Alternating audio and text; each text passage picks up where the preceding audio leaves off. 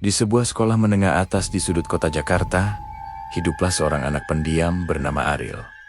Ia duduk di kelas 11, jurusan ilmu pengetahuan sosial. Tubuhnya kurus, wajahnya pucat, dan sorot matanya selalu terlihat lelah. Bukan karena ia sakit, tetapi karena setiap hari ia harus menahan rasa takut dan sedih akibat perlakuan teman-temannya. Ariel sering menjadi bahan ejekan. Sepatunya pernah disembunyikan. Tasnya pernah dilempar ke atap kelas. Bahkan, uang sakunya sering dirampas. Ia tidak pernah berani melawan. Baginya, sekolah bukan lagi tempat belajar, melainkan tempat bertahan. Suatu sore yang mendung, ketika kegiatan ekstrakurikuler telah usai, dan sebagian besar siswa sudah pulang, Ariel kembali menjadi sasaran.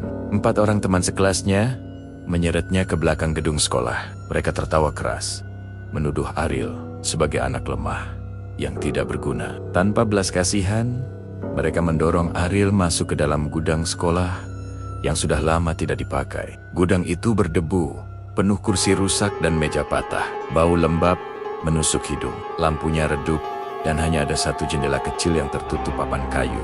Pintu dikunci dari luar. Ariel memukul pintu itu sambil menangis dan berteriak minta tolong. Namun, suaranya tenggelam oleh suara hujan yang mulai turun deras di luar. Lama-kelamaan ia kelelahan dan terduduk di sudut ruangan. Di tengah tangisnya, ia merasa udara di sekitarnya berubah dingin. Bukan dingin biasa, tetapi dingin yang menusuk hingga ke tulang.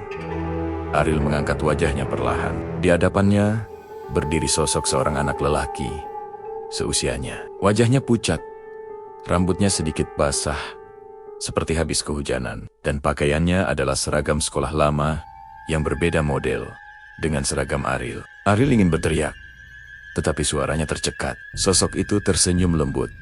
"Aku tidak akan menyakitimu," katanya pelan. Ariel gemetar. Siapa kamu?" "Namaku Rangga. Aku dulu sekolah di sini. Sudah lama sekali." Suara itu terdengar jauh, seakan berasal dari lorong waktu. Rangga bercerita bahwa ia pernah mengalami hal yang sama. Ia juga pernah dibuli dan dikurung di gudang itu. Namun, tidak ada yang datang menolongnya saat itu. Sejak kejadian itu, arwahnya tidak pernah benar-benar pergi. Ariel meneteskan air mata lagi. Tetapi kali ini bukan karena takut, melainkan karena merasa ada yang memahami rasa sakitnya. Sejak hari itu, Rangga menjadi teman Ariel. Setiap kali Ariel dikunci di kamar mandi atau didorong di lorong sekolah, Rangga selalu muncul. Awalnya hanya Ariel yang bisa melihatnya. Namun suatu hari, ketika salah satu pembuli mendorong Ariel hingga jatuh dan kepalanya membentur lantai, sesuatu yang aneh terjadi. Tubuh Ariel mendadak berdiri dengan tegap. Tatapannya berubah tajam. Suaranya terdengar lebih berat. "Berhenti." Satu kata itu menggema di lorong sekolah. Teman-temannya yang biasa tertawa kini terdiam. Ada aura berbeda dari Ariel. Matanya seperti bukan miliknya sendiri. Rangga telah masuk ke dalam raganya tanpa menyentuh siapapun, hanya dengan tatapan dan langkah perlahan.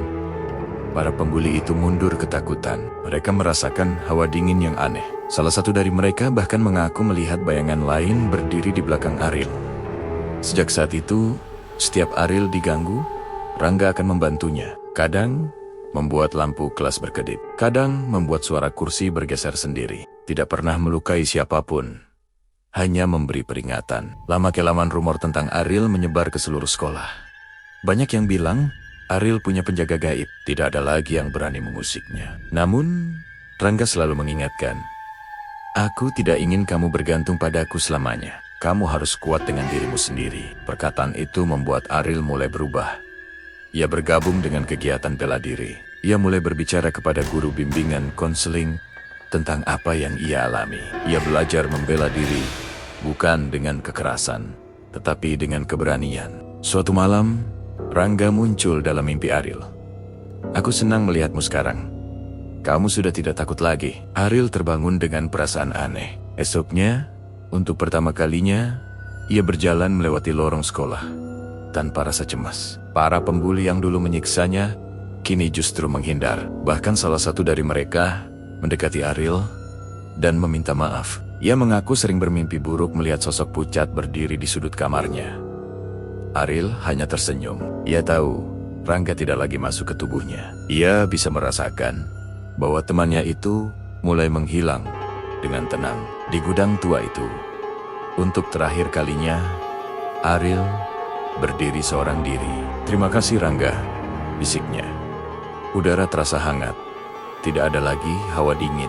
Tidak ada lagi bayangan pucat. Rangga telah pergi dengan damai. Ariel kini menjadi pribadi yang berbeda. Ia membantu siswa lain yang menjadi korban perundungan. Ia menjadi contoh bahwa korban tidak selamanya harus lemah. Akhir kisah Ariel bukanlah tentang balas dendam, melainkan tentang keberanian dan persahabatan yang tak terduga. Bagaimana menurut kalian jika berada di posisi Ariel? Apakah kalian akan berani melawan atau memilih diam dan bertahan? Jika kalian suka cerita horor dengan pesan mendalam seperti ini, jangan lupa dukung terus dan subscribe channel Kreator Jampang agar tidak ketinggalan kisah-kisah menarik lainnya. Pesan moral dari cerita ini adalah jangan pernah meremehkan atau menyakiti orang lain, karena setiap perbuatan memiliki akibatnya. Beranilah mencari bantuan ketika mengalami perundungan, dan jadilah pribadi yang kuat tanpa harus membalas dengan kejahatan. Kebaikan dan keberanian akan selalu menemukan jalannya untuk menang atas ketakutan.